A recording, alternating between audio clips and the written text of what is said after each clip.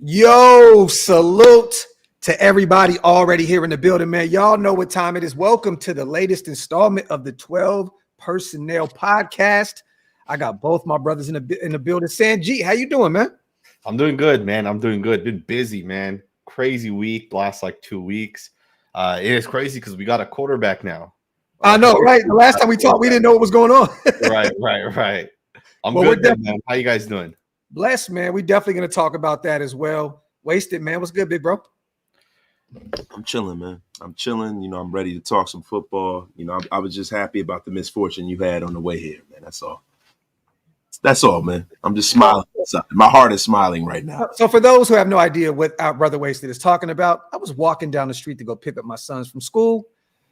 My old school Bo Jacksons, they literally, both of them exploded on me on the way to school. And I had to walk barefooted about 2 miles. Yeah, about a mile and a half, 2 miles, barefooted back home. So thank you, Wasted. Yeah, the bottom of my feet are just nasty work right now. They look like beef jerky, right? Yeah. You a good friend, man. You a really good friend. There's a lot to talk about today, you guys. We kind of skipped a week or so. We've all been busy, man, doing what we're doing. I was on vacation, Sanjit. Yeah, man. And we're not going to do this without all three of us. So, you know what I mean? We just held out, but we're here. We're going to talk about Gardner Minshew. We want to get Sanjit's take on that. I want to start right here.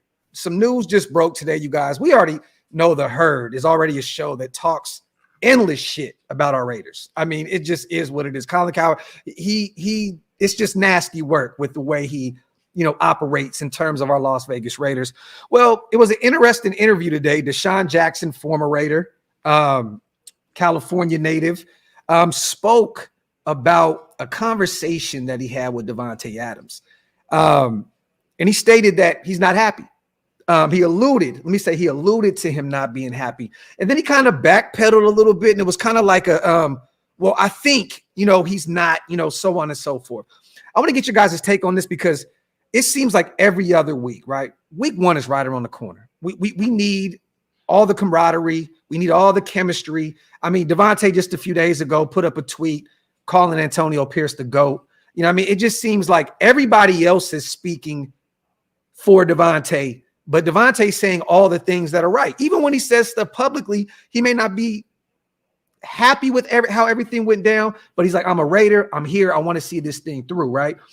How do you feel about this, Sanjit? Because I feel like some of these guys, man, that retire from the game, they start these podcasts and they just say negative stuff because it generates clicks. They think that we do crazy stuff to generate clicks. Right. These guys, the Gilbert Arenas of the world, the Deshaun Jackson, these guys go out and just spew the absolute most nonsense into the world and they get away with it because they're players. You know what I'm saying? Like, right. What is your take from this? Because I don't think that this actually happened.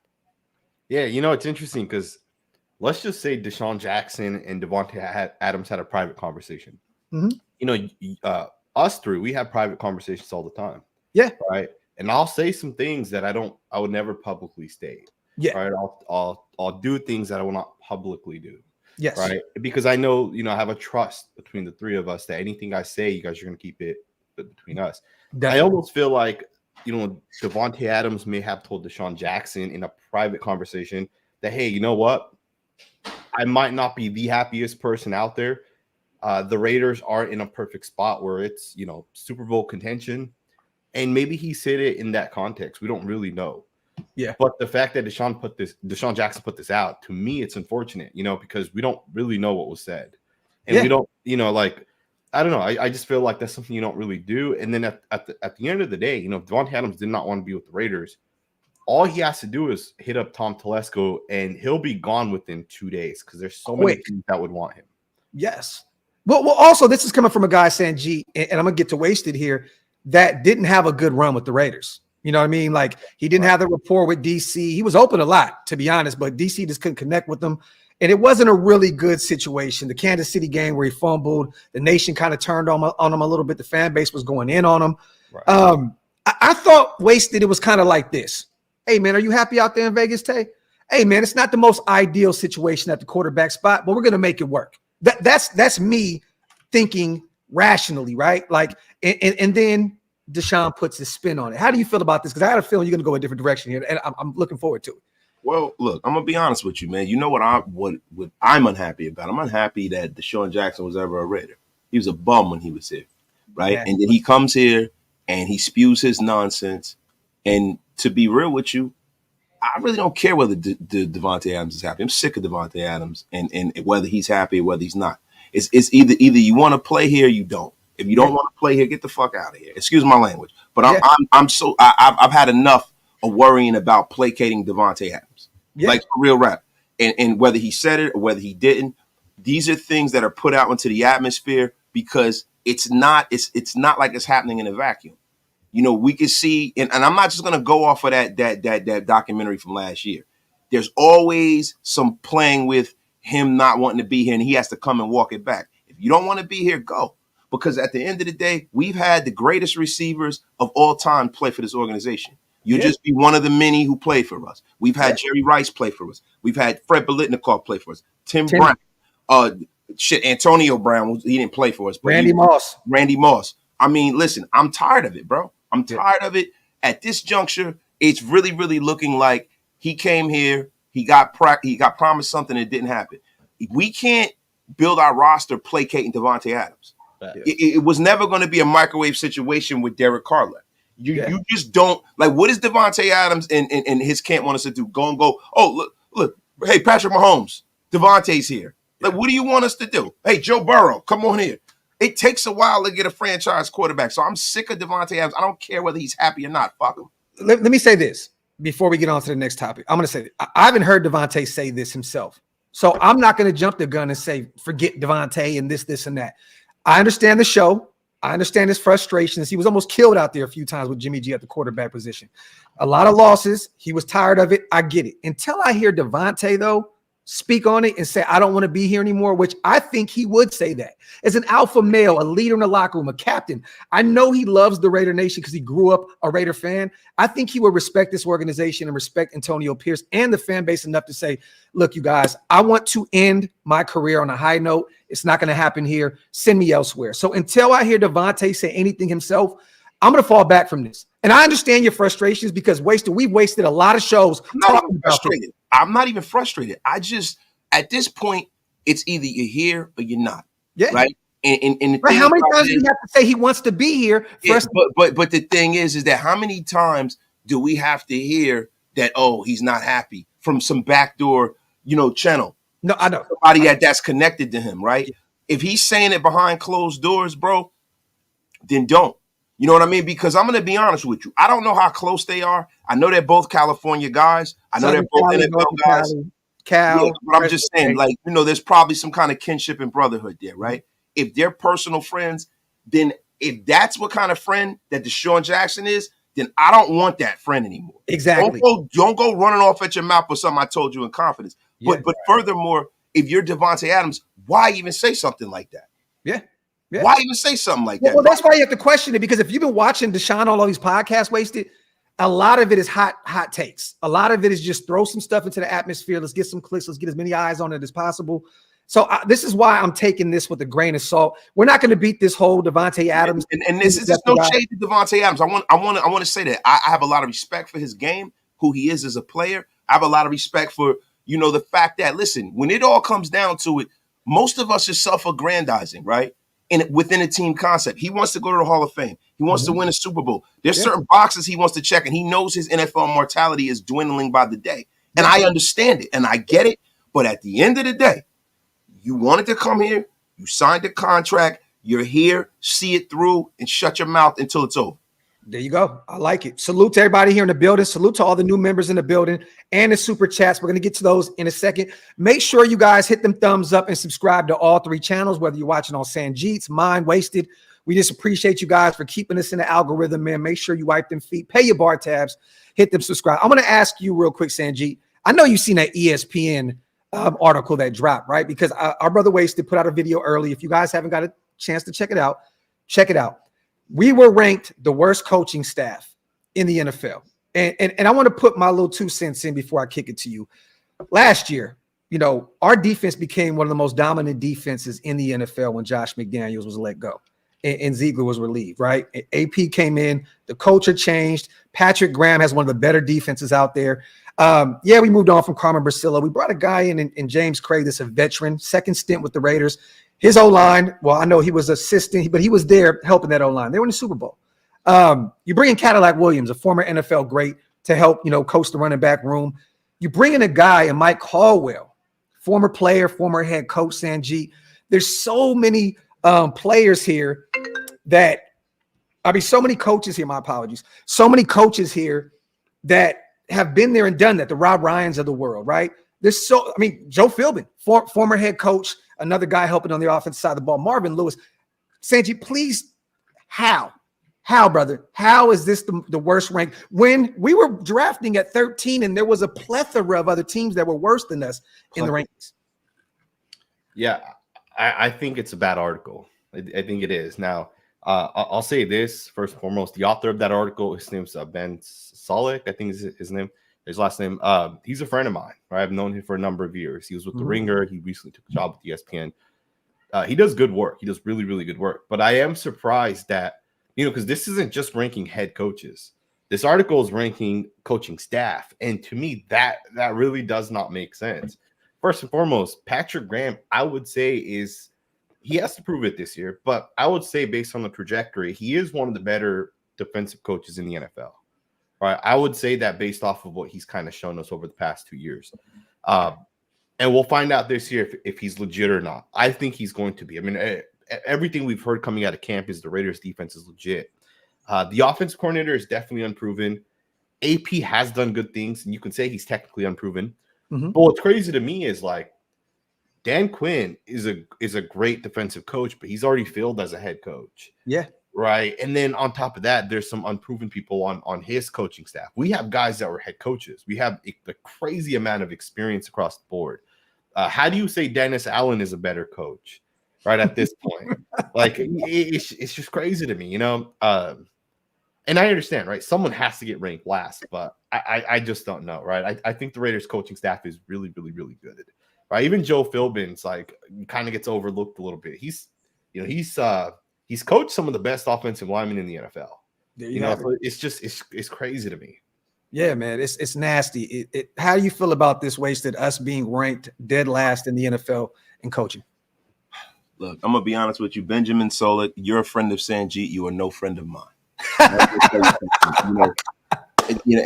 That ventriloquist dummy looking fool came on here in the national media and tried to dog this team out. And I'm gonna be honest with you, bro. I think it's lazy reporting, and I think that what he's doing is he's using the Raider stimulus package to kind of be a provocateur of sorts, because now he has a new job at ESPN. He got hired 3 weeks ago.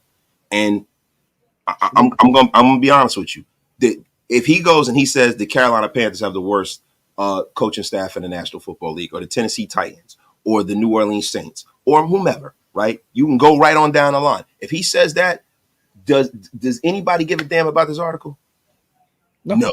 Right? And what he's doing is he's doing what the media does. He's using the Raider Nation stimulus package, and I don't like it. It's very, very lazy reporting, because everyone in sports knows, and this is one of the things that Colin Cowherd does. It's one of the things that uses us. They use us for the energy around the nation, because on one side of the coin, we have a love and a passion for this team, right? And on the other side of the coin, we give out vitriol and hate like no other fan base. We will eviscerate you if you talk about the Shield. And to be real with you, all this is high-priced trolling. Yeah. It's high-priced trolling, bro. There's no way a team that's picking in the middle of the draft, right, with the 500 record has the worst coaching staff, with guys that have probably hundreds of years of coaching experience, from Joe 15 by himself, Lewis, Rob Ryan, freaking all of these guys, dude. And then in the article, he bigged up Patrick Graham, and then that's a major part of your staff, your defensive coordinator. How could it be the worst that you big up Patrick Graham? So it is nasty work. It is lazy reporting, and I'm tired of the national media using the Raiders as their stimulus package. I need the Raiders to win this year, because I'm sick of that. But even if we do win, they'll still do this because it generates clicks. I want to ask you, Sanjit, you know him personally. Is he a fan of a specific team? I don't know. I don't know that. Okay. I'm sure he is. We all are, right? We all are. I mean, because like Wasted said, if you speak about the Raiders, we will get back at you. But if you have the Carolina Panthers ranked last, there's no discussion. There's no talks. There's nothing about it, right? So I think it makes, I understand the frustrations, of us as a fan base, and I get it. But at the end of the day, man, yes, lazy reporting. I know that's your man's, but come on, man. I mean, we have a lot of great coaches on this staff, a lot of unproven guys as well, but a lot of guys that have been there, done that. And you could just say Joe Philbin and Marvin Lewis themselves. You know what I mean? Like those two guys themselves. And then you're not even including Patrick Graham and the other guy, the Rob Ryans of the world. I mean, that family is absolutely insane. You know what I mean? So it's nasty work. Salute to 10 Commandments. Salute to Santana also on the super chat. I appreciate you.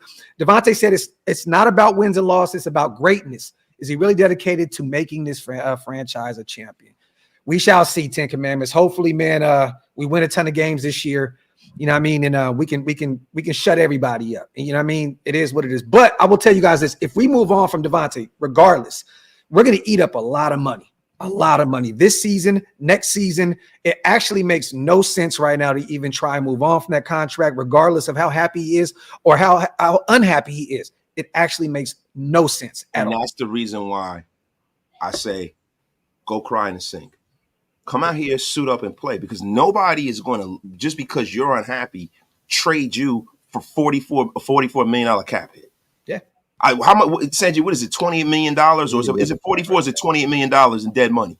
It's 15, I think, next year, right? Is it like 15 plus? And then it's the following year, I believe it's even more. Yeah, next year. So this year we're already on the hook for his for the money that we owe him. So we owe him $25 million this year. If we moved on from him, then it's 15.7 for the next. It'll get split up some sort of way for the next 2 years. Essentially, it'll be 15 million. Yeah. What's interesting about his contract is it was designed though for the Raiders to get out of that contract. Yeah. Right. That's how it was designed. It was designed for us to get out. Let's be honest. Devonte Adams is not worth $88 million for 2 years. That's just too much money. No, that's quarterback money right there.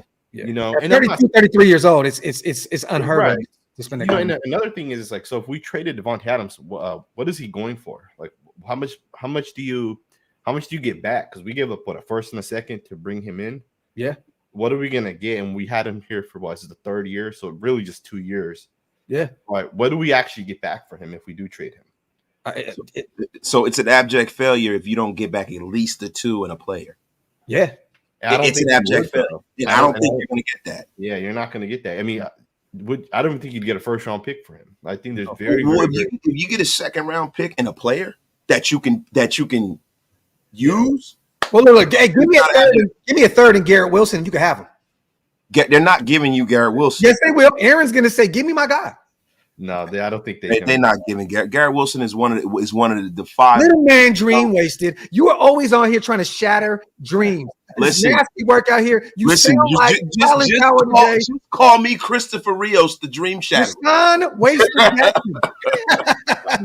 Salute to JJM director. Man, Tay is gone next year. If he doesn't have DC or an A+ quarterback, we can't have him. Prepare yourselves, guys. I'm gonna be honest. I don't need to prepare myself because if he moves on, great. Or if he stays, great. I don't really. Yeah. We've said this since day one. There's only one player that's untradeable on this team, and it's Max Crosby. If he moves on, I'm nervous. You know what I'm sick of, man? I'm so sick of hearing this for the last week. Everybody is like, "I'll bring Derek Carr back. Only if we had Derek Carr, we'd be in the playoffs." This and that. Why do Raider fans do this, man? There was a time when we couldn't wait to get rid of Derek Carr because he's so bad. Yeah, Saints are already over Derek Carr. It's been a year, and Derek Carr is just not a good quarterback. I don't know. It's crazy to me that people are still, bring Derek Carr back. At least at this point in his career, he's not a good quarterback. Let me tell you what happens, Sanjit. What happens is we bring another quarterback in, and him being Uncle Rico, and the guy that kind of reminded them of DC.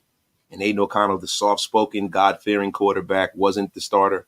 And now it's like Men in Black when they come and they wave that little band, and then you just forget everything that bad that happened. All of the people, because there's a lot of people, bro, that love DC, and doesn't matter, he hung the moon. There's a lot of other people who were on their soapbox right along with myself, you and Graphk, who wanted him gone. And now all of a sudden, we didn't go out and draft Jaden Daniels, and now it's like, oh, we'll bring him back. No. Listen, man, let's build this team up.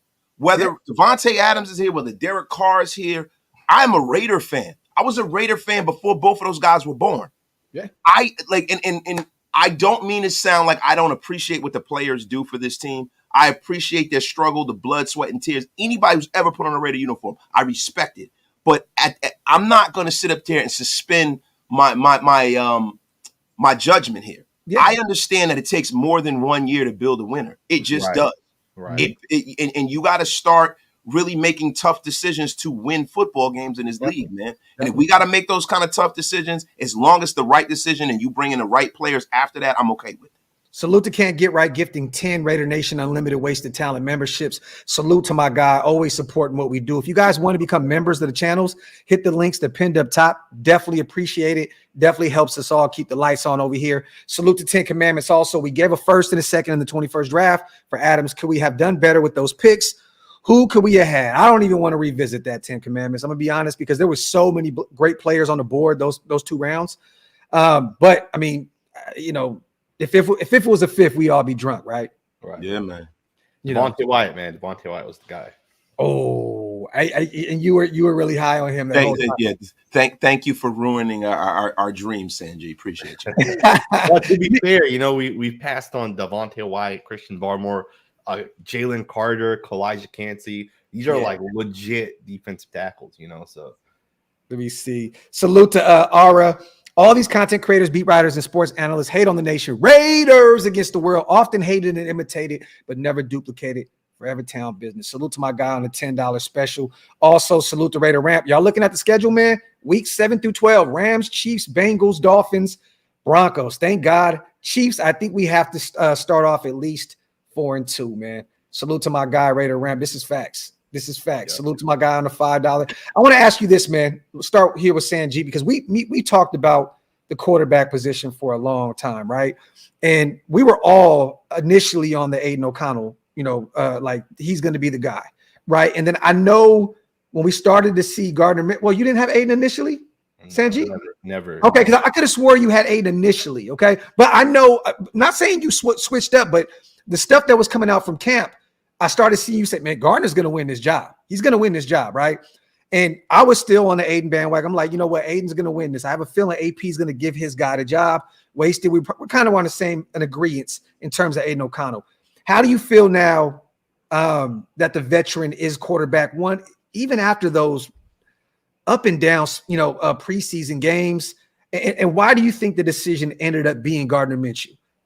Yeah, you know what's interesting is none of us are at camp, right? So like when that first week started at camp, you know, we were hearing all the beat reports coming out, and a lot of them were like, Aiden O'Connell looks good, and that's kind of the narrative that was continued to be pushed over camp. Mm-hmm. I had talked to one guy specifically that told me he's confident Gardner Minshew is going to win the job, right? And based off of both Gardner Minshew and Aiden O'Connell's tape last year, I was also confident that Gardner Minshew is going to win the job. Now, I think what happened over camp was pretty much all the reporters were like, it's going to be Aiden O'Connell that's going to win the job. He looks better. And the fact that, you know, none of us were there, but like, you know, the fact that I wasn't there, I was doubting myself that maybe Aiden O'Connell is going to win the job. Yeah. But I think the second I saw that first preseason game against the Vikings, I think I recognized right away Aiden O'Connell is still the same quarterback he was last year, right? And to me, what it really comes down to is the fact that Aiden O'Connell, he struggles, right? He's not the fastest quarterback. And the thing with preseason is there's no pressure. There's no, guys aren't, they're not running a crazy scheme out there. They're not trying to trick and confuse the quarterbacks. They don't do any of that stuff, right? They call cover 3. They run cover 3. Yeah. To me, the fact that, when you think about Aiden O'Connell and how he played against the Vikings, it wasn't terrible, but that drive essentially ended in a sack, right? He couldn't run away from it. He couldn't step up through it. And then against the Cowboys, he looked good, but then he got pressured and he had that one play that ended up in a pick 6. Yeah. Right. So to me, it was just the same stuff, right? The fact that Gardner Minshew can make plays with his legs. Now, he hasn't done a great job actually making the plays, right? Like he'll get out of the pocket and it's an incomplete pass. It's pretty much a few of those plays could have been a few pick sixes and a few picks as well that Gardner threw in that game. Let's not act like right. But we do also have to recognize, right, that is true, right? So but we also didn't have Devonte out there. We didn't have Brock Bowers out there. We didn't have the first team unit out there. I think when we do have the first team unit out there and Gardner gets out of the pocket, it's gonna actually lead to good plays. And I think at the end of the day, it comes down to experience. I put a short out just like an hour ago. You guys might not have seen it, but in that short, I highlighted 3 plays, and I'll talk about those 3 plays right now. Okay. There was a play against the Vikings where Gardner Minshew, fake snapped the football, and he got a defensive lineman to jump. Mm-hmm. And the second he actually took the ball, you can look at this guy look right over to the referee, and the referee threw the flag, and then he threw it 30 yards downfield. Now, Trey Tucker caught the pass, so they declined the penalty. Yeah. That's a smart play, right? To be able to veteran play. Right. And then there's another play where it was a screen pass towards the left. It was against the Vikings as well. Mm-hmm. And the slot linebacker came on a blitz, and he recognized that pre-snap that the blitz is coming. Had he held on to the ball and tried to hit the screen, he would have gotten sacked. He wouldn't have had enough time. So he threw it hot. This was like 3rd and 6. He threw it hot to Cole Fotheringham, who caught it and picked up the first down. Right? That's experience, right? To be able to recognize those things. There was another play against the Cowboys where he fake snapped the ball. The Cowboys showed blitz, right? You got the linebacker and the slot corner that essentially came down, and he saw it, and then he said something to the offensive line, and he quickly threw the ball to Trey Tucker. To me, it's just the experience, right? It's just understanding football from like a scheme perspective and not getting confused with what's going on out there. Because when the actual regular season comes around, it's going to be a complex game. Yeah, right? that's what I was going to say. Well, you got the Harbaugh brothers back to back. They're going to disguise a lot of looks on the defensive side of the ball, and this is a whole different game at that point, Sanjit. Right.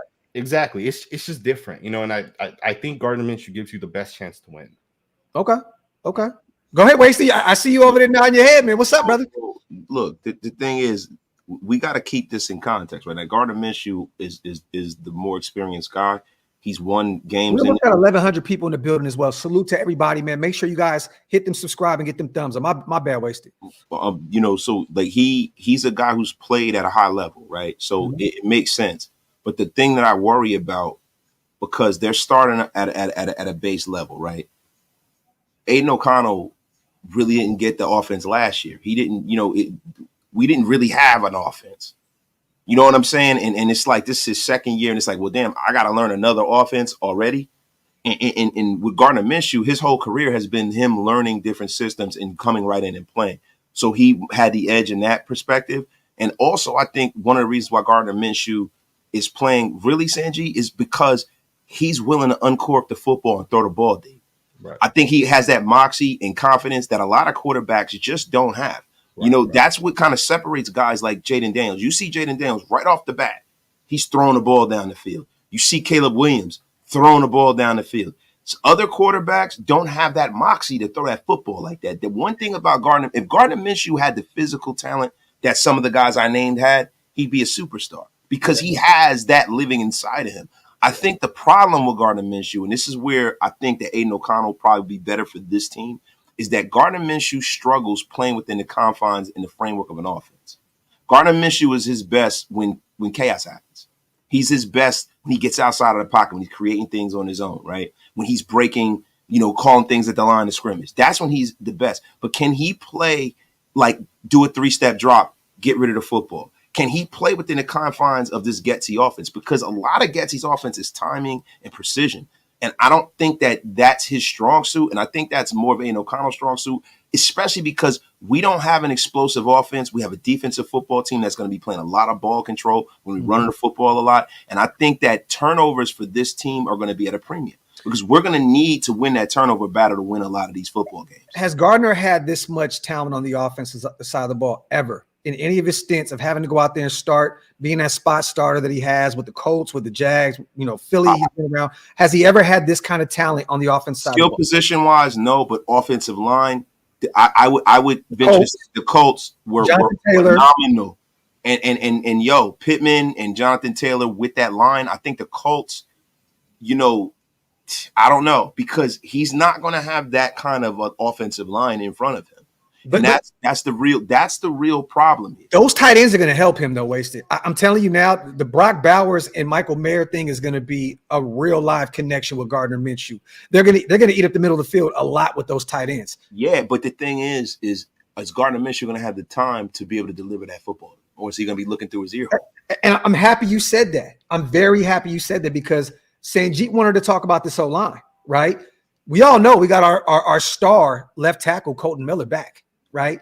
JPJ is back. He won't be ready to be a starter week 1, and it looks as though it's going to be one of the veterans, whether it's Cody Whitehair or Andres Pete at left guard.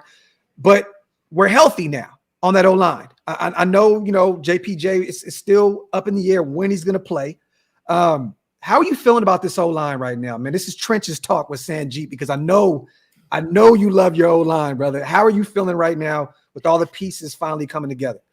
Hey, Wasted makes a really, really good point. Gardner Minshew has to be able to play within the structure of the offense, right? Yeah. And he does struggle with that, and I 100% agree with that, right? We've seen him miss guys wide open. Now, I don't know how much of that was just because there's pressure in his face, right? He's not comfortable with the offensive lineman. So I do think that's going to be a pivotal part of the Raiders having success as we go into this first game. Right, the Chargers' defensive line has 2 pretty good pass rushers, right? And to me, we have to have our starting unit out there. It kind of does suck because we haven't seen Colton Miller or Jackson Powers-Johnson play in the preseason. Yeah, we know what Colton Miller is, right? He's a really, really good tackle. But is his shoulder going to bother him a little bit? Yeah, right. What if he has, he punches or whatever, and his shoulder starts hurting a little bit? And then, Jackson Powers-Johnson, he's obviously not going to play today against the 49ers. At least I think that's the expectations. Yeah.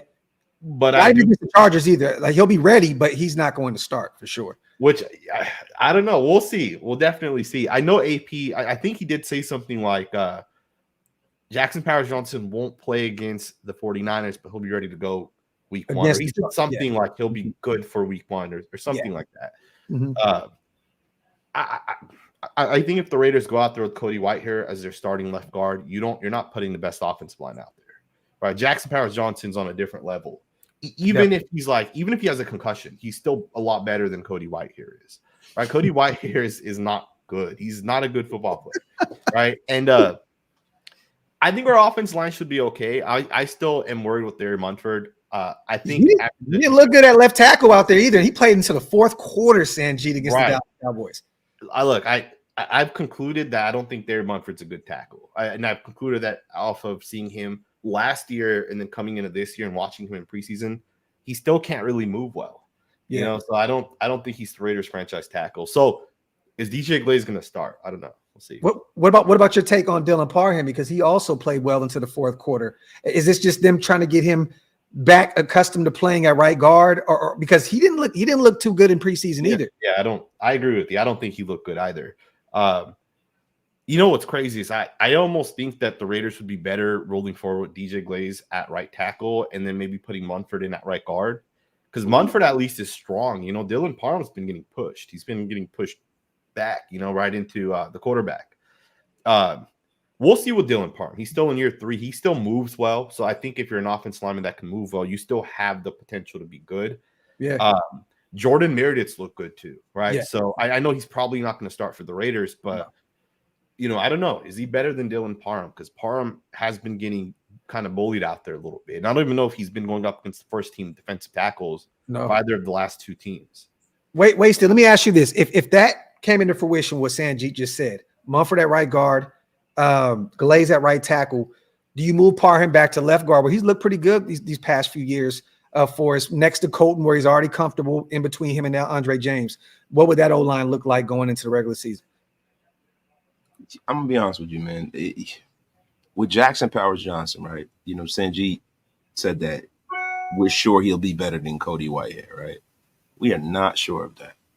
He hasn't played 1 snap. He hasn't played left guard since his junior year. We're not sure of that, right? And then if we did what you just said, now what we're doing is we're moving a guy that played okay at left guard, said he'd be a better right tackle, and now we're moving him back. So now we're doing all this nonsense. We're messing with these guys' heads. These are young players, right? They need consistency. either which way, by hook or crook, you need to die on the hill that you have here. Listen, we feel like you are a right tackle there, Munford. If you don't develop, then we need to move on. Yeah. So I would prefer to see them. If their Munford isn't that guy, I would prefer to see them move him somewhere. If he's not, he'll end up being the next Brandon Parker, wasted. Pretty much a guy that you can use as a versatile weapon that can move around the O-line. Yeah. But I have to disagree with you, though, because in today's world, in today's NFL world, offensive lines are very versatile. Guys move around a lot.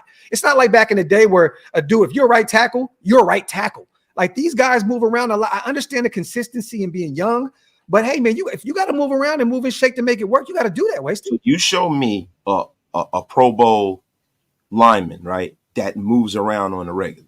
You don't see Jason Kelce moving around. You don't see he's Trent Williams moving around. You don't see Andrew Thomas moving around. These guys get in their position, and you got to see it through. I remember when the New York media was calling for Andrew Thomas's head. They were saying he was a bust. He's terrible. He's got to go. Move him to guard. Right now, he's probably the second best tackle in football. You have to allow these young guys to develop. Mm-hmm. There's bumps and bruises along the way. Now, do you have certain guys like Tyron Smith and Trent Williams who come into the league and they're just – but these are guys that are in a future Hall of Fame trajectory. But when you're just talking about getting a decent starter, sometimes it takes a little bit. No, you're definitely right. Definitely right. And that's my thing, because what you start doing is now, what do you do with Jackson Powers-Johnson now? Well, so I wanted him to be a center regardless. I didn't want to see him at guard. I wanted him to be our center of the future. I didn't even want him to do the whole guard thing. Right. And that's the reason why this is a flawed logic, right? Because now you have a guy in Andre James who you've clearly paid that you believe in. Definitely. So now you've taken a second-round pick and you have him sitting there for 2 or 3 years. Well, initially, Wasted, during the draft process, I kept saying his name because I wanted to replace Andre James. I did too. I feel like he gets bullied. Yeah, but this wasn't a situation where we re-signed them and now I'm like, what are we doing? I knew once we re-signed him, JPJ was going to start off at guard. I think the problem is that the Raiders they changed the blocking scheme based off of who they brought in and everything like that. Mm-hmm. Craig and all of them. But the thing is this: the linemen and the personnel matches up with the scheme. So now what are we doing? Andre James to a T. Definitely. Andre James and Colton Miller are guys that are great for a zone blocking scheme. Yeah. Munford, not so much. But, Jackson Powers-Johnson is a mauler, bro. Yeah. I'm sure he can play in the zone scheme as a guard, but as a center, he is a mauler, bro. Yeah. So it's like, what do we do? I think Munford is a guy that is kind of questionable putting him in the zone scheme. His skill set doesn't line up. I just think the Raiders need to get consistent with their vision on the offensive line. I really feel like that's a problem. I'm sorry, Sanjay. Go ahead. I got a question for you guys. So, how long do you think it takes for an offensive lineman to develop? Like, would you say we should give him like 4 years and see what he is in year 5, or would you say like you should pretty much know within like a couple games? I'm going to say usually I'm giving him 3 seasons. Like I say in the middle of this season, if you see he's getting beat all the time, sit his ass down. This is the last year to see to look at Parham and say, is he the guy moving forward? If not, maybe he's a death piece on the O-line, but he's not the guy that we thought he was going to be. Andre James, I know we gave him a new deal. He's been in the NFL long enough to know, like, if this doesn't work this season, maybe we already have our option 1B with JPJ to be the center of the future. So I usually say around the 3-year mark before the rookie contract is up. And it's a difficult transition, Sanjit, to go from the collegiate level to the NFL. These guys they're built different at the NFL level. So you got to give, just like the Andrew Thomas, that was a great, bringing him up because a lot, not even just New York media wasted. A lot of people were like, oh my God, this guy is a bust. And now he's one of the top tackles in the NFL. So it takes time. I think one of the things though with certain guys is, if they move well, right? Andrew Thomas always moved really, really well, especially as a tackle. Yeah. If you move well and you're struggling with certain things, you can have success, right? You just got to hopefully figure it out and hopefully it clicks. With Munford, he doesn't move well, right? His technique is really, really off. When there's a play specifically where he went outwards towards the defensive end. It wasn't a jump set, but he was trying to close the distance between him and that defensive end. And it just looks not right? The way he kind of goes out towards that guy. Another interesting thing with Munford that we got to realize is he had every opportunity to start last year, right? Like he had every opportunity to take that job away from Jermaine Illuminor, and he couldn't do it. Right? He did not take that job from Illuminor. And even this year, like there was supposed to be no battle coming into training camp, but then a battle started when DJ Glaze got a couple of snaps at right tackle. Yeah, mine are at the door too. I want to go run and go grab mine. What is that? You got the bows. My dog was going crazy. She sensed that the Bo Jacksons were outside. So there you have it, man. But no, I'm listening. Sanjay. Go ahead and do your thing, bro. Yeah, no, it's just interesting, man. Because like I think Andre James will be fine. And you know, like going from college to NFL, definitely agree that it's a completely different ball game. But I think part of what makes Jackson Powers Johnson different is you can tell, you know, when he was at the Senior Bowl, every game pretty much of his college career in his final year in college, you could just tell he was easily the best player on the field, right? And I think some guys translate right away. So a good example of that is Tyler Smith of the Dallas Cowboys, right? Okay. You saw it right away in preseason, literally his very first action out there. You saw this guy's legit, right? And it carried over the course of this rookie season. But you knew this guy can play in the NFL, and there's no issue with it. I think Jackson Powers Johnson has that same Tyler Smith type of potential. The Quentin Nelson effect, where you know immediately he is one of those guys. It's not like where, you know, like Colton Miller, we knew, okay, this guy's going to have to develop a little bit. He's not perfect today. Jackson Powers Johnson's ready. Penei Sewell was ready right away. Yeah. Right? Oh, guys are different. So I think the Raiders should roll forward with Jackson Powers Johnson. If they do go forward with Cody Whitehair, even Thayer Munford, you know, I'm not 100% sure with that. I do hope they don't even wait like 4 weeks. You know, if the guy struggles 2 series, take him out and make that switch in game.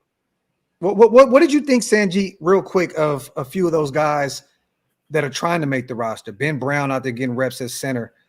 We've seen Dalton Wagner out there finally getting some reps at right tackle. Some of these guys late in the game, do you have any take on some of those guys that are trying to crack this 53-man roster or potentially practice squad? Yeah, Will Putnam's an interesting guy for sure. Yes. So AP, I gave him a shout out, I think, right after the first preseason game, right? I think that he did some presser and he gave him a shout out. Yeah. And I watched his tape and I was like, man, this guy has like, I don't remember exactly how many plays he played, but I was like, man, this guy has so many losing snaps. Right? Why did AP give this guy a shout out? But when you watch the tape, you definitely see like flashes of like an aggressive football player where he's like able to maybe move people, but he has like snaps where he loses. I almost feel like this guy could develop into a good football player. But the thing will be like, you know, if Andre James, if we move on from him in 2 years, like, wouldn't it just make sense to move Jackson Powers Johnson to center? Oh, yeah. Like, hey, let's put Will Putnam there. You know, but once again, wasted, right? What you said, consistency with these young players. So if that's the plan, what are you telling JPJ? You're a guard moving forward, or we want to see what we have, in which they're not going to say that to him and Andre James before we decide to pull the trigger and move you to center. Bro, that's the problem. Like, you know, we're naming guys like Quentin Nelson, right? Quentin Nelson, when he was at Notre Dame, was getting compared to John Hanna, bro. Like, come on, bro. Penei Sewell, come on, bro. This is not what we have here. You know what I mean? How do you know that, though? How do you know? No, I'm talking about as far as level of prospect. Like, even Jackson Powers Johnson, right? Jackson Powers Johnson is a highly sought after guy this year. He was the first round projection. What do you mean? This year, but I'm talking about throughout Quentin Nelson's career at Notre Dame. Him, Zach Martin, these guys were like all world a couple of years, right? I disagree. Okay. I want to see it. So Quentin Nelson and Zach Martin were an all world a couple of years at Notre Dame? No, they were. You're right, they were. But Jackson Powers Johnson had that same hype. Now, Powers Johnson only started his junior year. He played terrible. His junior, what are you talking about? His junior year. He was a rotational player. So it was his sophomore year. So I think Powers Johnson's a true junior, right? Like, he was a freshman. He played his sophomore year as a rotational player, and then he was a true junior, right? So like, he wasn't like a year 4, year 5 guy. He came out right after his 3rd year, right? Jackson Powers Johnson. Look, I've now been looking at a offensive lineman for like 5 to 6 years, right? For the NFL draft process. The only other center that comes close to Jackson Powers Johnson was Creed Humphrey. Yeah. Those are the 2 best prospects I've seen at the center position. And he just got a big deal. And guard's easier than center, right? Let's not say, oh, he's going from center to guard, so it's a harder position. Guard's a lot easier than playing center, right? Center, you got to snap the ball and then get your hands up. It's kind of a wasted movement. As a guard, you got your hands wherever you want, you know? So I don't know. I think Powers Johnson's can become a top 5 left guard by the end of this year. Sanjit, I got to ask Wasted real quick. A top 5. Wait, Wasted. Who boo-booed in your cereal this morning, my brother? What are you talking about, man? Get the F out of here with this. Who? What the F are you talking about? This is not the Graphk What Wasted are you show. doing? This is the 12 personnel podcast. We're talking football here. I don't want to hear this nonsense. Yeah, I'm just messing with you, man. Salute to everybody here in the building. Wipe them feet, y'all. Make sure you hit them thumbs up. Subscribe to all the channels. Let's start real quick, man. We talked about all that good stuff. We got our last preseason game tonight, you guys. Me and Wasted talked a little bit about this, but we're going to start here with our brother Wasted. What are you looking for today? No starters are out there. I'm hearing the Niners may start a few guys out there for a little bit, get a few series. It looks like our starters will be resting. Carter Bradley will be the guy, I believe, in the first half. They may give Nathan Peterman the second half. Yeah. What are you looking for in today's? I mean, this is an evaluation game, complete, period. Like practice squad and end of the 53-man roster potentially. Who are you looking at this game very, very closely? And what are who has some must win? Like you have to go out there and look good today, or you may not make this roster. Look, I'm looking at some of the guys in the wide receiver room, like Wilkerson. Okay. I'm looking at Byron Young, NJS, Nestor J. Silvera, all of these guys on the defensive line where they haven't really been able to kind of make a discernible difference between any of them. Yeah. I want to see Amari Gaynor. I want to see if he can hold on to that roster spot. You know what I mean? Look, now I see that they brought linebackers in. The only reason why they brought a lot of these young linebackers in is to fill the roster out because they're not playing their starters. Mm-hmm. So it's not like they're bringing them in for like those guys probably have no shot at making the roster. They're just going to suit up and play one game, and the Raiders might, jettison them, get them some game tape or something like that. I'm also looking at the first practice he got to pick. I'm just going to throw that out. Yeah, no, I know, but and I'm looking at Grant. I'm looking at some of these guys in this safety room, some of these guys in the defensive secondary who really, haven't had a chance to really, separate themselves. Yeah. Devonshire, Wu Governor, all of these guys. I want to see look pretty good. Guys. I want to see these young guys go out there and play the majority of the game. And it's going to be cool to watch like Byron Young, guys like that, go up against the San Francisco 49ers starting offense because that, they're going to play Brock Purdy, Deebo Samuels, a lot of those guys. Christian McCaffrey's not going to play, but from what I understand, they're going to play a series or two because they haven't been able to kind of string it together. I would like to see Byron Young and NJS go up against that starting offensive line for 49ers because they're not going to put Brock Purdy out there without the starting offensive line. So that's what I'm looking for. Another guy I'm looking forward to watching is Charles Snowden as well. He's looked pretty good out there at defensive end. So it's going to be interesting if he could find a rotational spot on this roster moving forward. Sanjit, who you got, man? Some guys you're excited about. So I want to actually take a second to say this really quickly. Wasted was 100% right, man. He said there's a guy that he thinks could be legit this year. He's talking about Amari Burney. And Burney's actually looked really good in my opinion. All right. Okay. I think for a guy going into his second year, he was a 5th round pick, I think. Last year was at 5th. I felt like he's looked pretty good. Now I was kind of sleeping on him. Burney's 6th round pick out of Florida. He looked good to me, right? So I felt like with the linebackers, we haven't seen Tommy Eichenberg play at all. Yeah. And I don't think he's not going to play. He's not going to play. Right. And what's interesting about Eichenberg is I'm pretty sure Antonio Pierce had said like 3 weeks ago he didn't travel with the team. He had some personal things kind of happen. Like he slightly mentioned it. And then I don't know if he ever even came back to camp. Then now they're saying he has an injury. Yeah. But they said that they're being what was the word that they used? They're being very with him because he will be ready week 1. Him and Brock Bowers. I know a lot of people are freaking out about the foot injury. They're holding him out because they need him week 1. So Brock Bowers does not matter. I mean, how many snaps did Pat Bowers play? Like 12 snaps? It's a minor foot thing. He's fine. Yeah, and we've seen enough from him. Like you already seen what Brock is. You've seen him in the slot. You've seen him at X. You've seen him at H-back. We've seen enough out of Brock. We know what he is. But Tommy Eichenberg definitely is an intriguing prospect. I hope he's ready to go. But he did say that they're just being cautious with those 2 guys, so they should be out there. They should be another guy that looked good was Jaden Grant looked good too. Yeah. I think Jaden Grant looked good. He was making plays out there. I don't know if is there Munford playing tonight because I know it's technically He probably will. He probably will. Yeah. Okay. I don't think he will. He's a starter. How do we know that? And playing into the fourth quarter last week, is he a starter? We don't know that yet. He's still a starter. Like, bro, he's still a starter. He said none of the starters are playing, right? Even the fact that they have all these roster spots up for grab, I'm telling you, this is going to be a DJ Glaze and Dalton Wagner special today. Okay. And I can't, once again, you guys, Trey is dealing with something. He is out, so he will not be out there. I can't speak on it, can't report on it. All I got to say is prayers going up to my boy Trey.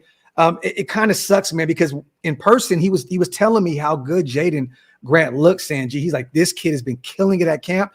So if with him out missing the whole preseason and missing camp, this guy may take that last safety spot. And as a UDFA man, he's making noise out there. I wonder if Chris Smith is going to go out there and show something tonight, because this may be the last opportunity to don that silver and black if you're Chris Smith. Yeah, the secondary is going to be interesting. I don't know if like George Kittle's going to play or Deebo Samuel. I don't know if those guys are healthy and they're going to all play, but let's play, let's let these guys line up and play some press coverage. Let's see what these guys got, the rookies specifically, and then the younger safeties. Let's see what those guys got. Yeah. Tyree Wilson, is Tyree Wilson going to play? I think he will. He's not a starter. But you know how crazy it is? Me and my brother were talking about this the other day. Right now, if you look at our 6 defensive ends on the roster, right, the 2 starters, Tyree, Janarius Robinson, Ellerson Smith, and Charles Snowden. When you look at those 6 guys right there, Tyree Wilson's the worst of the 6. And it's unfortunate. Right. It's really, really, really unfortunate, because he's a 7th overall pick. Like, you would think that at this point he would flash a little bit. And it's also crazy to think about this, man. We heard all these crazy ass rumors and reports out of training camp. Oh, Tyree looks faster. Byron Young looks like a monster out there, or whatever it was. None of that has come true. It's all been just. But simple stuff, Sanjit, like break and contain and letting Trey Lance get the edge. Like that was like that. Like that's football 101. You know what I'm saying? Like what are we doing? Like you should be past that in year 2 in the NFL. So I agree with you, man. It has nothing to do with the knowledge base, right? He took the right angle. He broke contain because he's strong. He just does not have the foot speed. Right. He don't. But if you know that wasted, then why are you doing that? That's what I'm saying. That's what you have to know what your strong suits are and say, if I'm going to do this, I got to know that Trey can utilize his legs. This is a guy that is mobile. So what is he going to do? Is he going to just sit home? Like, he has to get upfield. He's a defensive end. He's boxing and containing, right? He's getting upfield, going after the quarterback. It's just that that's an indication of bad play wasted. If the Raiders, look, how's it a bad play? I mean, he broke contain. He's going after the quarterback. He's got a straight line to the guy. What is he going to do? Oh, I'm not fast enough, so I'm just going to give up on a play. You got to chase the quarterback, right? What I'm saying is that the Raiders, knowing this, I saw this from day one with Tyree Wilson. I saw that this guy, for all of the you definitely did. Yo, Hammer was selling this. Hammer was selling this on him because he's a Texas Tech. Yeah, Hammer, whatever. Like with that Texas bullshit. I'm talking about what's real. What's real is you don't have to wonder whether, and I know this is a Hall of Fame player, but you didn't have to wonder if Julius Peppers can get up the field. No, not at all. You didn't have to wonder, because this is the kind of player that Tyree Wilson, body structure-wise, will be compared to. They compare this guy to Myles Garrett. Myles Garrett, the quickness and explosiveness from Myles Garrett, you saw that immediately. Yeah. You see that even with J.J. Watt. He wasn't an end. Even with J.J. Watt from a defensive tackle standpoint, you can see the explosion immediate. I know I'm naming a bunch of guys. He wasn't even close to them at the collegian level. Bro, what I'm trying to say is that, so if he's not, how in the hell are you going to draft him 7? Yeah, I mean that was a Ziegler and Josh McDaniel special right there. I mean, they did good in the middle round. Should have taken Jalen Carter, man. That was look, and this is the thing, technique was spotty, speed and explosion spotty. So what you're falling in love with the archetype of what his size is. Yeah. That is nonsense. Can you guys imagine right now, if we got what we wanted? Max Crosby, Christian Wilkins, Jalen. Christian Wilkins wouldn't be here. Well, who's to say? We don't know that. They might. I don't think that if you draft Jalen Carter and he shows what he showed with the Eagles last year, and look, The Jalen Carter thing is a little overhyped because he played well initially and he faded towards the end of the year. Nobody really noticed because the Eagles are so deep at tackle, right? There's a lot of guys like even Jordan the kid Davis from Georgia behind. Oh yeah, Jordan Davis hasn't really been consistent and played well either. Mm-hmm. Like Graphk and I talked about this months ago. My brother is an Eagle fan, right? Yeah, and a lot of people forget that Howie Roseman a lot of times does not draft well. He's very good in free agency. He drafts these guys. He does well in free agency. Big name guys. And nobody says anything because they're big name guys. Yeah. People forget, right? I'm looking at the Jaden Carter thing. You're right, Graphk. There's a possibility they could have swung big on Christian Wilkins, right? But I'm thinking if you take a guy 7th and he's actually producing, you probably don't make that move. So I know. I'm just stating that if they wanted to continue to build on that on their most dominant, room on that defense, you could have added a Christian Wilkins to that room, and it could have been even better. Bro, we don't know. If you watch Super Bowl teams, they always have stout defensive lines. Bro, but this is a prime example of paralysis by analysis. A lot of these people, they talk about, oh, this guy's a great kid. He's a great guy. Is he a great football player, first and foremost? Yeah. Because guess what? The Hall of Fame is riddled with guys who are not choir boys. Yeah.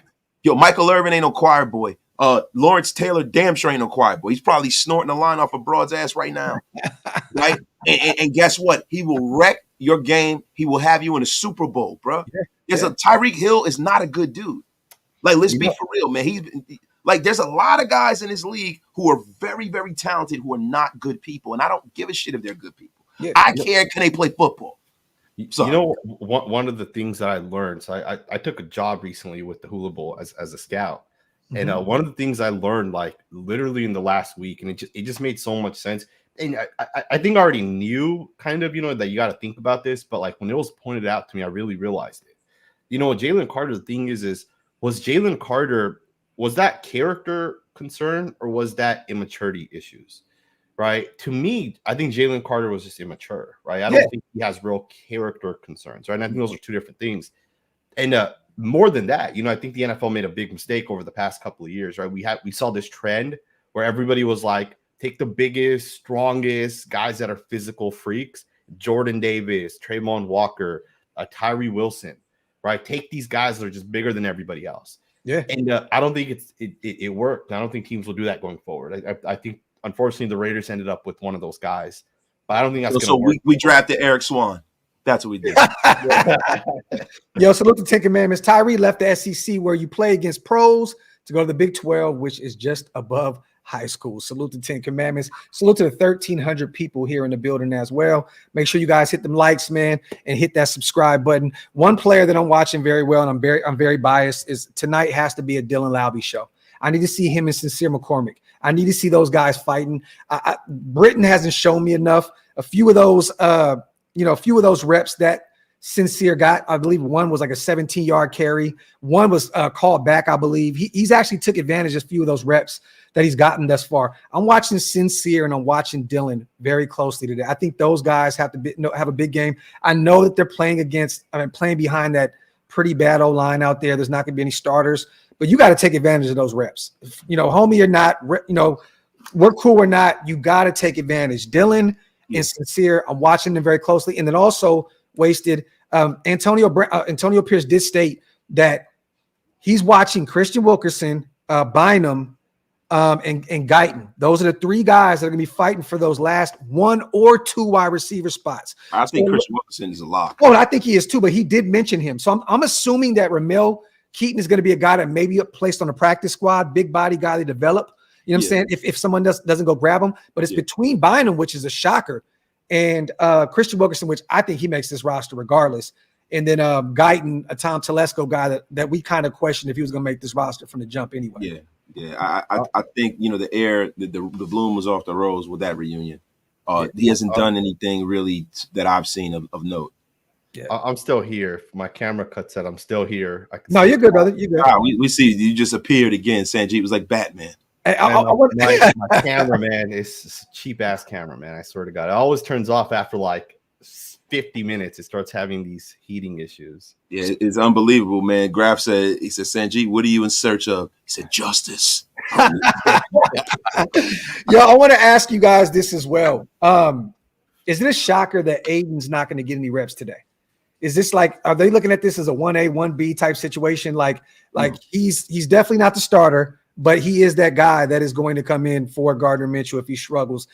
I would have liked to see Aiden go out there and brush off that pick six, because that was the last we've seen of him. I wanted to see him go out there and get a series or two and allow him to kind of build that confidence back up. What do you guys think about Aiden not seeing any game time tonight?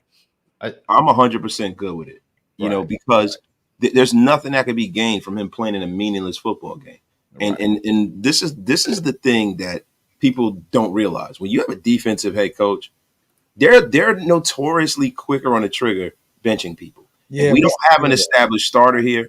Right. You know, if Gardner Minshew doesn't play well, Aiden's got to be there to answer the bell. If Gardner gets knocked out of game, Aiden has to be there to answer the bell. And there's nothing more important than having not only a backup, but almost like an assistant starter, so to speak. The drop off between Aiden O'Connell and Gardner Minshew at this point, from what we've seen, is not a humongous drop off. Yeah. So there's nothing to be gained. We know that he solidified as the backup. There's no other reason to have him out there. We need to see who's the third guy.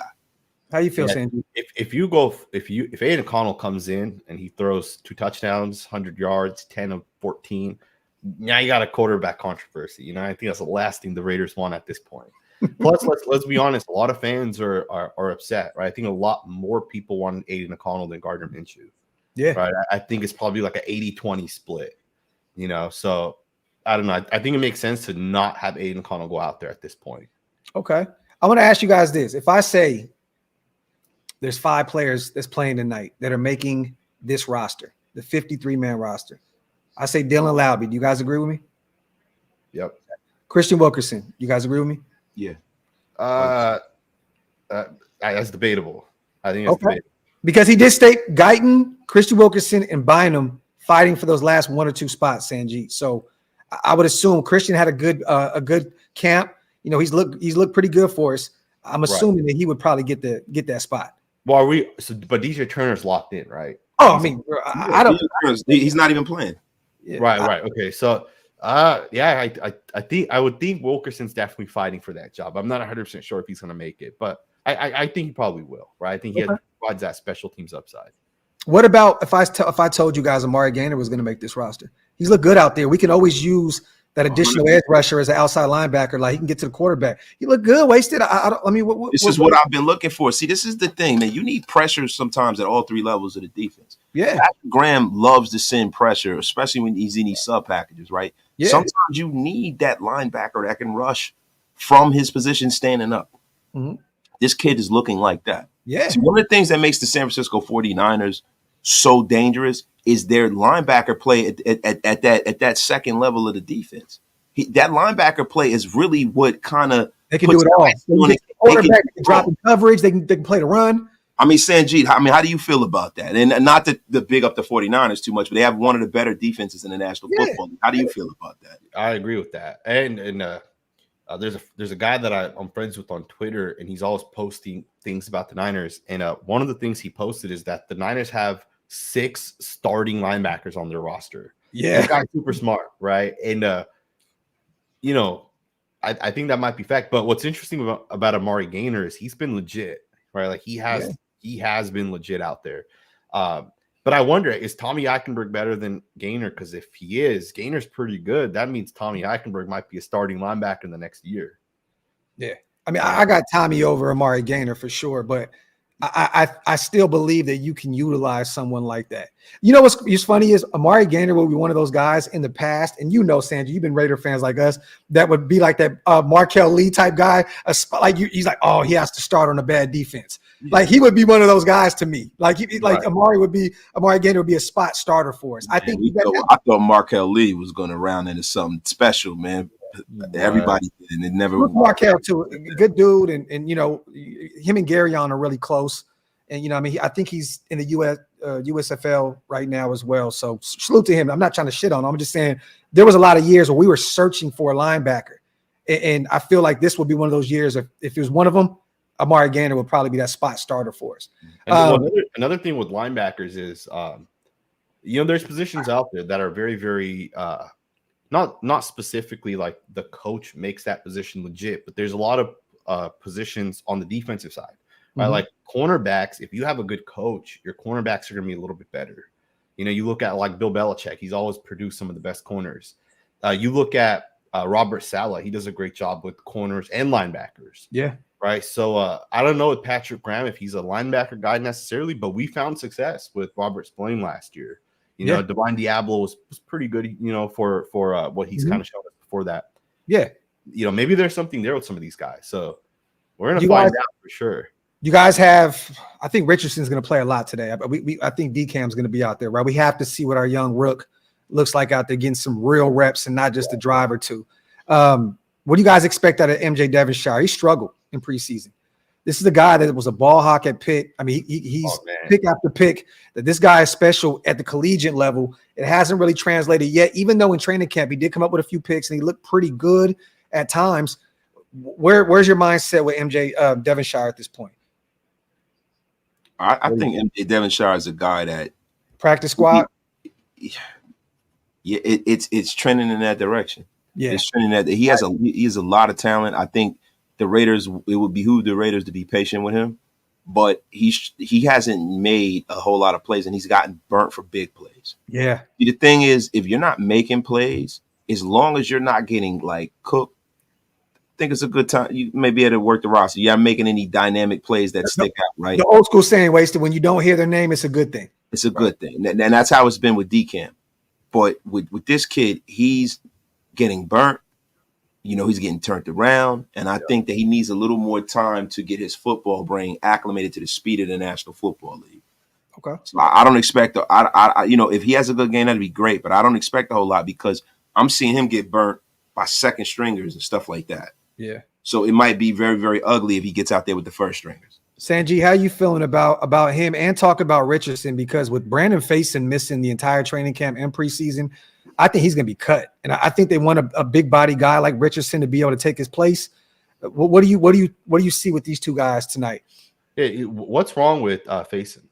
Is there like it has to be an injury. He's been hurt these past few seasons, so it has to be injury related, right? I mean, we haven't heard Brandon Faison's name at all. Yeah, I don't know, man. So we'll see. We'll see what happens to him. But like MJ Devonshire got straight up beat, man. It was a Cowboys game, right? I think it was a touchdown over the top. Yes. Cameron Richardson gave up some catches too. Although I don't think I think a lot of people use like PFF to do like the official stats. PFF didn't say he gave up any catches, but he definitely gave up 2 catches. Probably went for like 50 yards. Not a huge deal, right? These guys are going to give up catches. But, I think at this point, most of us agree, right? It's going to be Nate Hobbs, it's going to be Jacorian Bennett, and it's going to be Jack Jones. Right? Those will be the 3 guys for the Raiders. I would even take it to say that, like, if we brought in, like, another guy off the bench, even to play, like, cornerback, I think Isaiah Polamau or Trayvon Merrick are more likely to play in the slot. Polamau's getting reps in the slot now with Nate Hobbs. They were kind of being preventative with him because he had a foot injury at the open practice. He was back, but they sat him to have Polamau at the nickel. I think that makes sense. Like, I don't want to rely on a rookie, right? I think that's bad. That's a bad thing to have, is to rely on a rookie. That's the old school right away. Right. I agree with you. But look, I think Richardson shows some upside for sure, right? I think you definitely see why he was the 4th round pick and why Devonshire was the 7th round pick. Right, I think with Richardson, you definitely see some upside. He's obviously gonna make the team, right? There's no way you're gonna release him to get on the practice squad, right? I think someone will probably pick him up if you try doing that. Yeah, right, you can't move him. The measurables alone, and then the skill set that he provides, like he just needs some fine tuning. And Richardson's gonna be one of them ones. If the Niners do put some of their starting guys out there today, which they're expected to, right? I want to see Richardson like legitly get out there and let's see what he can do against Deebo Samuel. Play man coverage. Have him follow him around or whatever it takes, and let's see what he has. Trial by fire, right? Absolutely. It is a preseason game. Who cares if the Niners drop 30 points on? It does not matter at the end of the day. Who are your guys at the tail end of the depth chart in terms of the DEs? So we already know who we got, right? Janarius Robinson is going to be that 3rd guy. Max number 1, Kuntz number 2. who are your guys right now that you would look at? Is it the Snowdens of the world who's had a pretty good preseason? Are we looking at the Everson Smith who's looked pretty good as well? You know what I mean? Or who can potentially be those guys at the tail end of that room? I felt like Janarius Robinson definitely is number 3. I don't think there's any debate about that. No debate at all. No. I think Everson Smith looked good, right? Mm-hmm. To me, he flashed a couple times on the defensive side. Yeah. But again, if we rotate, if a guy comes off the bench, are we sure it's going to be Robinson over Tyree, or you think they're going to try to put Tyree out there as much as possible? No, I don't think Tyree has done anything to earn snaps. At this point, the whole experiment about trying to develop him, you get developed in the offseason. During the regular season, you get snaps by playing well. Yeah. He's going to have to earn every snap because Robinson is flashing so much. You can't take that production off the field. You just can't. You can't, man. You got to earn your snaps in the National Football League, no matter which way you slice it. I would like to see him develop. I want to see Tyree Wilson answer the bell. I want him to prove me wrong. I want me to come on his show in a couple of months and be like, hey, I was wrong. He's a dog. I'm so glad he's playing well. And you know what's sad? There's nothing that Tyree can do tonight, wasted, that can get me excited. Like there's nothing to do. You know what I mean? You're playing against a bunch of backups. You know what I mean? Like for the majority of the game, whether the Niners play the starters, a drive or two or not, there's nothing that can get me hyped up about him at all about this game. Unless we just go into week 1 and he's that rotational defensive tackle, edge rusher, and he gets to the quarterback a few times, then maybe, just maybe I can buy in a little bit. But there's nothing that he can do today where it's going to get me excited about him moving forward. It's just not. You know what I mean? So what do you guys think about Ron Stone Jr.? He's looked good. He's been all over the place too. It's a big roster. Like kind of good too. Yeah. I don't know who's going to make the roster. The thing about it is you got to ask yourself, are they going to carry more defensive tackles? Because you have a guy on our line that has a particular skill set, and we have a young player that has the same body type that I haven't seen make that many plays, and maybe they might carry more defensive tackles than they do ends. Yeah. Right. Salute to Graphk. Tyree needs to play the whole game. This is facts. I agree. 100% agree. Yeah, there's no reason to take him out at all. But Ron Stone, man, you got that Raider bloodline. I would love for him to make the practice squad, and maybe we can develop him a little bit and see what he is a little bit later down the line. Hey, Sanjit, let me ask you, baby, before we get out of here, the Malcolm Kuntz situation, man. How long are you waiting in order to try and pay this man? Because he's going to have a big year for us. And, with Tyree and his development in question, I think that we need to nip this in the bud pretty quick, right? I mean, where do you see us taking care of Malcolm Kuntz and getting him out the way? I don't think we're going to be able to bring him back. I really don't think that we're going to have because think about it, we have $30 million. Malcolm Kuntz isn't going to get 17, 18 million, right? He's going to get upwards of 23, 24 million. Potentially for sure, right? Because especially if he breaks out. Now, I would assume Tom Telesco already has talked to Malcolm, and I would assume that Malcolm's already declined it, right? Like, I'm going to bet on myself. Yeah. I think I'll have a big year, and I'll get more than 18 million, right? Or whatever Tom Telesco's offering him. The thing with Malcolm, though, is if you pay Malcolm Kuntz, you can't pay Nate Hobbs and Trayvon Merrick or Divine Diablo or Marcus Epps, right? Because we only have $30 million, right? And then how much is the cap going to go up? Let's just say it goes up $20 million. Then you got $50 million going into next year. But then you got to re-sign all those other guys. You can't sign all of them. Right? You're going to have to essentially make that pick. Now, you could get rid of Devonte Adams, right? Which, if you got rid of Devonte, then you can definitely keep Malcolm. Which is very realistic. Right. Very realistic. I think you have to consider that 100%, right? Yeah. Like, at the end of the day, I'm a Raider fan, first and foremost, before I'm a Devonte Adams fan, before I'm a fan of whatever player. At the end of the day, you got to do what's best for the actual team. Yeah. And if the best thing to do is move off of Devonte Adams because it saves us that cap space, then that just makes sense. Why lose Malcolm Kuntz, who's going to play for 7 more years? Yeah. Keep Adams, who might only play for 2 to 3 more years. And if Gardner Minshew starts off 6-3, 15 touchdowns, 3 interceptions, then we're going to keep Devonte Adams, right? Because now we're in playoff contention. Yeah.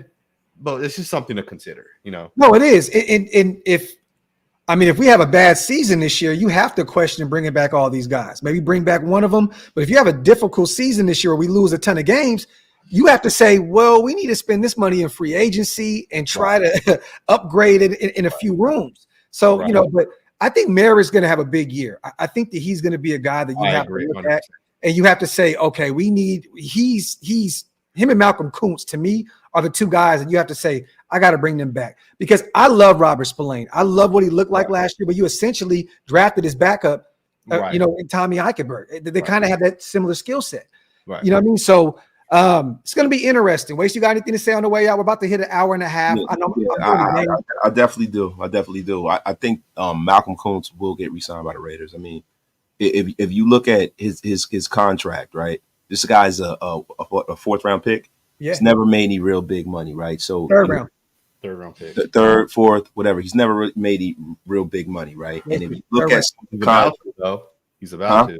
He is, but the thing is, he's not going to go from. And even if you look at like a guy like Max Crosby. Max Crosby has played he's been a wrecking ball. He's still the 10th highest paid player at his position. Mm-hmm. So I don't think that Malcolm Kuntz is going to go based off of having a one good half of a year, and most likely, if say for instance he has a pretty good year this year, this is what you're judging him off of. So I think the Malcolm Kuntz contract gets somewhere in the neighborhood of a Hassan Reddick or maybe like maybe a Harold Landry. That's that $17 million a year kind of contract. Okay. I don't see Malcolm Kuntz breaking any records off of a year and a half of solid production. So the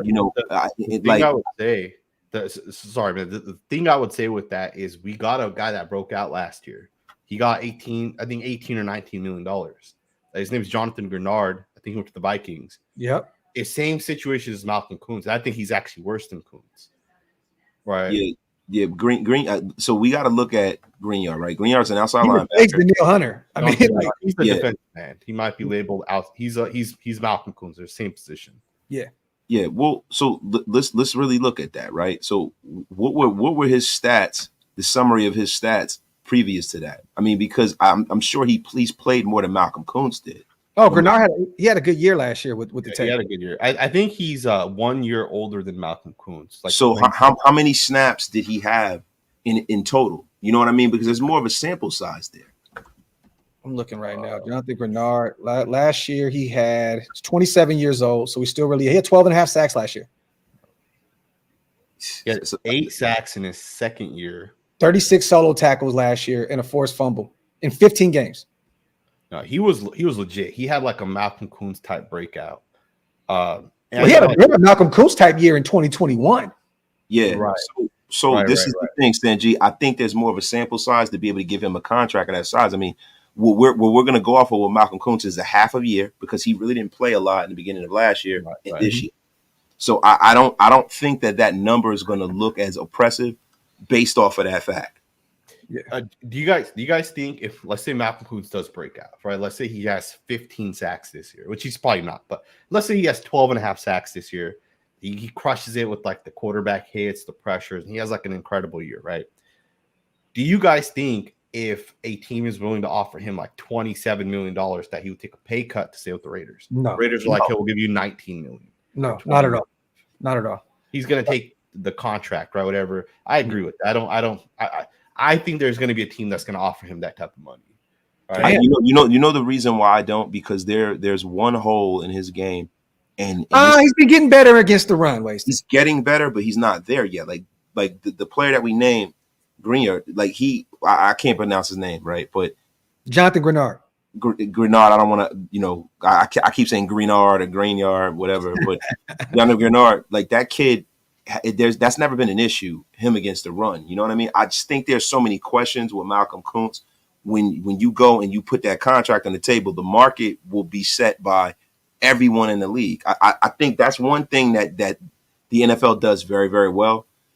You don't have a lot of teams jumping out the window for players who kind of don't deserve a certain metric or number, like in the NBA. You have certain guys in the NBA and you're like, why the hell did they pay that guy like that? And there's all these other little weird things that happen where you look at like a guy like Isaiah Hartenstein, right, from the Knicks who went to OKC. Kind of got overpaid with OKC. Not kind of. He got overpaid. Yeah, right. That doesn't happen in the NFL that much. There's a metric that they set, and they look at the production previous to that. They look at your age and they look at your skill set. And I don't think I think that we think that Malcolm Kuntz, and this is all contingent on Malcolm Kuntz breaking out in the way that Sanjit says. Yeah. If Malcolm Kuntz has 9 sacks, he's a Raider. Yeah. If he has 15, he's out of here. Yeah. Yeah. It's gonna be difficult to like you said, Sanjit, $30 million to allocate most of that, to a guy coming off his rookie deal when you got Merrick, you got Nate Hobbs, you got a slew of guys that you have to figure out if you're gonna bring him back around. So I'll also say this, don't let that, if he does have a breakout year, don't let him walk for nothing. Franchise his ass. Yeah. He stays here. Because you have the value. You can. Yes. You can franchise him. So Tom will. Tom Telesco definitely will. Franchise him and bring his ass back. Right. Yeah. Franchise him and bring him back. I don't think Malcolm Kuntz is going anywhere because this defense is contingent on that hellacious pass rush. Right. It is contingent on that. That's the engine of this team. They're not going to let this guy get out of here for nothing. I'm telling you right now. Right. I pray that he plays to that level, man. Right. And I want to say this. I have been a Malcolm Kuntz guy since day one, but I did say that, he had to get better against the run. Even a moment where his pops hit me on Twitter and said, he played rugby. He's great against the run. I said, I just got to see more. I'm not shitting on him. I'm a big fan, but I have to say he's gotten better progressively these past few seasons. And he's not a Yannick. He can contain. He can set the edge. You know what I mean? It's just he has to continue to get better in that. But that's a splashy stat, Wasted, right? The sack department. Like, you get paid for that. There's a reason why Hassan Reddick is sitting out and expecting money. A nice chunk. I wouldn't pay the money he's looking for. I wouldn't. But you get paid for that in context, right? That's also a metric for them to lower your value when in negotiation, right? Like, the guys who get the very big contracts in this league are guys that there is no doubt. Guys like, Jeffrey Simmons. Yeah. You know what I mean? Guys that when you look at that stat sheet, they fill that shit up. They fill it up. There's not one hole in their game. They get whatever they want. When you have a guy with a major hole in their game, and I'm not saying Kuntz has that, but if at any point people say, man, I don't know about him against the run, they're running plays towards him. Yeah. You're going to have this kind of a situation. So let me ask you guys a question real quick. Who is better, Bradley Chubb or Malcolm Kuntz? I mean, at this point in the game, it's debatable. I mean, Bradley Chubb has been drafted high. He's played at a higher level previous in his career. I'm taking Kuntz. Today, I'd have to say Malcolm Kuntz, and that's maybe my Raider bias. But I don't know that Malcolm Kuntz is better than him based off of really half a year production. Chubb has dealt with a lot of injuries. Yeah. What about Josh Allen? Right, the Jaguars defense man. You got to go. Josh Allen's the better player, man. Like, right, but is he a lot better, or are they close? I think that Josh Allen, if you look at his resume speaks for itself. We're going off of and listen. The one thing about me, I love my Raiders, right? But I'm taking Malcolm Kuntz off of a boom, an 8 or 9 game boom because he didn't play a lot because Josh McDoucher didn't play him, right? And I'm taking that sample size and putting it up against a body of work. It's hard for me to do that. I'm only saying this to you guys because Bradley Chubb has had some big years. He's had, I believe, 2 or 3 Pro Bowl years. Yeah, Chubb is a better player, bro. He's dealt with injuries, right? Year 1, he had 12 sacks, and then the list goes down. He only played in 4 games. The following year, only had 1 sack. 7.5. The year after that, played in 7 games, 0 sacks. And then there was a few other years where he was really down in that department. Didn't he sustain an injury last year in Miami too? Sanjit, he was out for a while. So, I mean, if Chubb is healthy, you have to pick Bradley Chubb. But there's a reason why I'm saying Malcolm Kuntz because I'm taking this. Talking about a body of work. Yes, because Bradley Chubb, he was an early round guy, and he was supposed to be one of them ones, Wasted.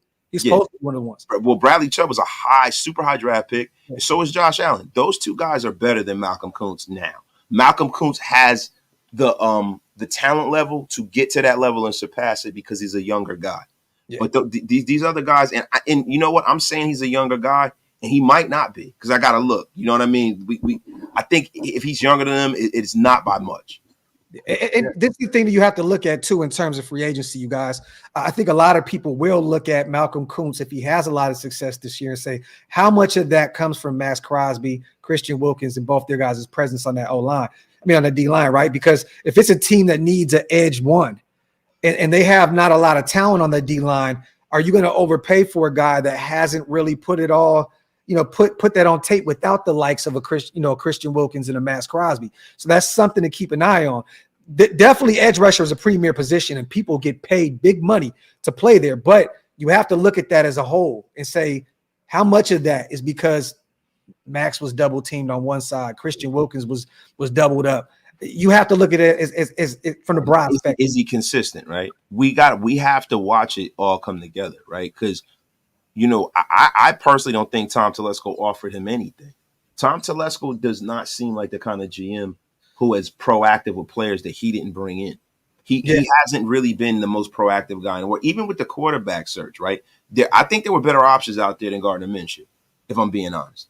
I think that, there were ways he could have moved up and gotten players if he done that. I think he's a very, very methodical GM, and I hope that he's not the kind of GM that watches moves pass him by.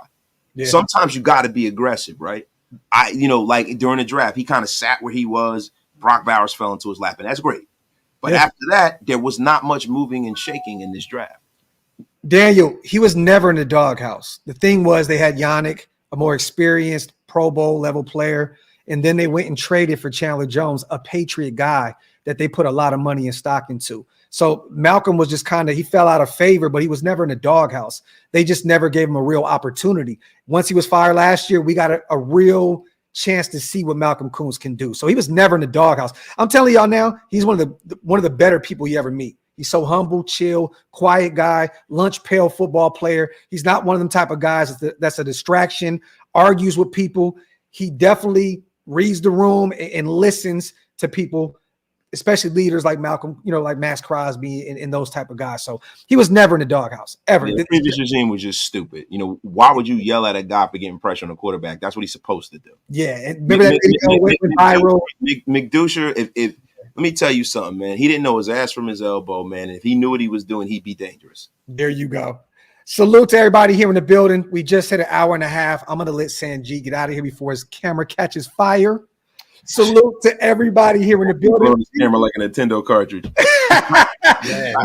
It's crazy, man. This camera's expensive too, and it sucks, dude. Like, it's all good, brother. It's all. It looks great though. Hey, next week, what we're gonna do is, you guys, let's do a real review of week 1. You know what I mean? We'll go over, the 53 man, and we'll talk about all that good stuff. Where we think guys are gonna, and let's get to week 1. I want to start talking about this Chargers team, seeing where we are in terms of, starters and all that good stuff. Let's break that whole game down next week. And then we can also talk about the Niners game a little bit too, if we choose. So salute to everybody here in the building. As always, we appreciate we had 1,300 people in the building the entire show. You know what I mean? So salute to all of you guys. Make sure you wipe them feet, man. Hit them thumbs up on the way out. Pay your bar tabs. And make sure you hit that subscribe button, man. If you're not subscribed to Sanjit, he is one of the GOATs in Raider content. What are you waiting for? Go subscribe. If you are not subscribed to Wasted Talent, what are you waiting for? He's one of the GOATs. Go subscribe. And also with me, man, hit the subscribe button as well. You already know we appreciate you guys. You want to say anything on the way out, brothers? Graphk got the gout. You just mad I got my bowls before you. Now mine is on the porch, bro. Same time, man. Sanjay, you guys say anything on the way out, brother? Appreciate you guys, man. I'm excited for this final game. We're gonna find out a lot about the depth of this team right here, so I'm excited. Let's get it. You guys, I will be live in about 2.5 hours. Me and Hammer will be covering the Raiders-Niners game, live stream watch party. I'm gonna go get some beers, some cigars. We're gonna have some fun tonight, you guys. So if you want to have a Raider party tonight from the crib, join me and Hammer. We'll be live for about 4 hours covering the entire game. So pull up on us. Other than that, man, we love y'all. We appreciate y'all. We are out.